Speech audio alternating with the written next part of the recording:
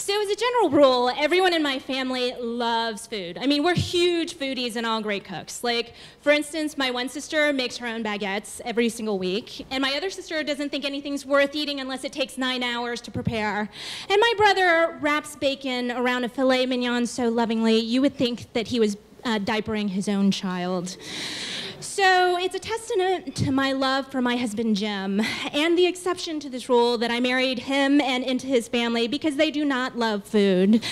They like food in that, you know, eat to live kind of way, but they do not debate what kind of paprika would make the perfect roast chicken for hours the way my family would. And my mother-in-law, who is perfect in every way, she's loving and kind and smart and loves me, told me once that she does not like to cook.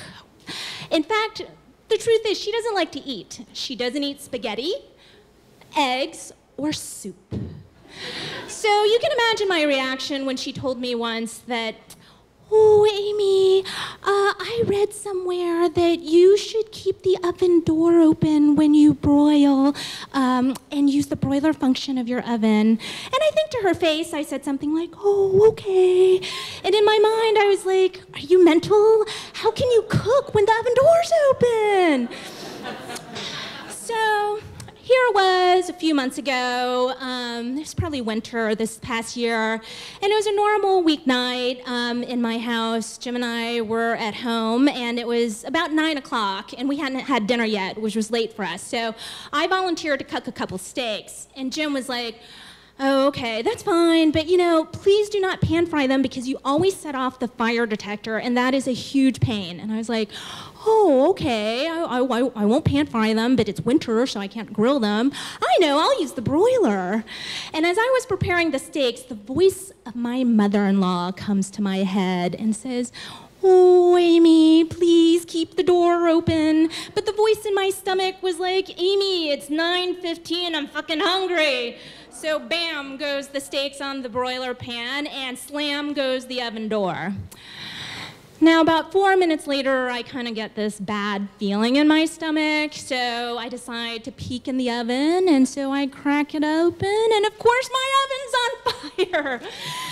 And at this moment, I think there's two normal reactions. The first one is to totally freak out, and the other one is to go into a catatonic state, which is what I did, cue open mouth. And now, as my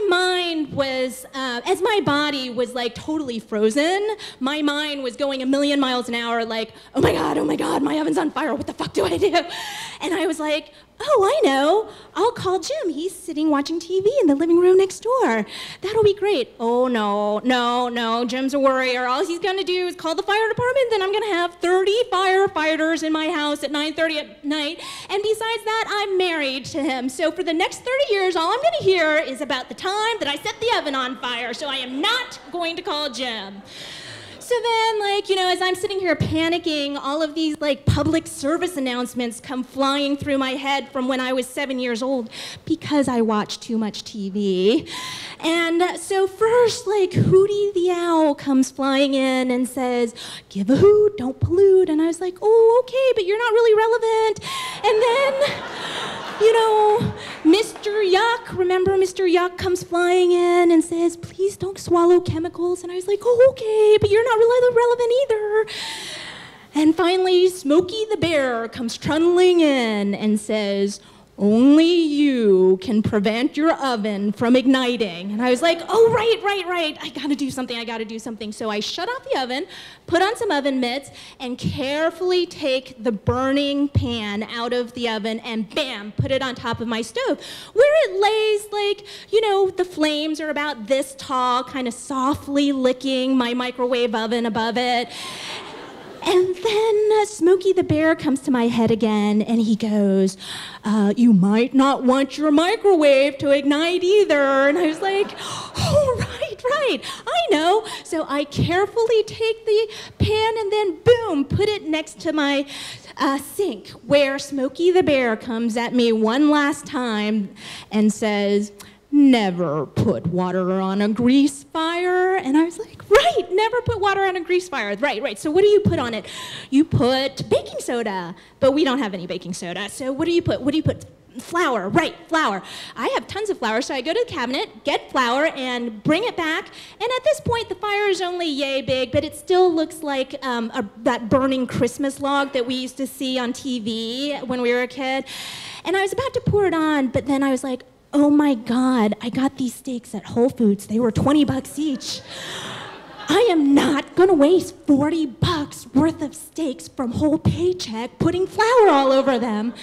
So I take a spatula and like flip the steaks off of the grill pan and they lay steaming on the countertop. And then I pick up the bag of flour. And by the way, I'm going to stop right now for another public service announcement because you should never ever put flour on a grease fire because the carbohydrates, they react with the grease and then it explodes. It's true. If you don't believe me, look it up on YouTube. I did not know this at the time, so I was about to like put this flour on the steaks when the fire suddenly goes out. And at that moment, Jim's like, hey babe, what's going on with the steaks? Like, can I help you with something? And I was like, oh no, they're done. So I plate the steaks and I cut into them, and what do you know? If you put your steaks on fire for 5 minutes, they come out a perfect medium rare. So we eat them, and much, much later, I'm telling my mother-in-law this very story. And, you know, she's wringing her hands because she's really worried about us. And she's like, oh dear, oh dear. You know, Amy, I might not be a foodie or as good of a cook as you, but I have never, ever set my kitchen on fire. Thank you.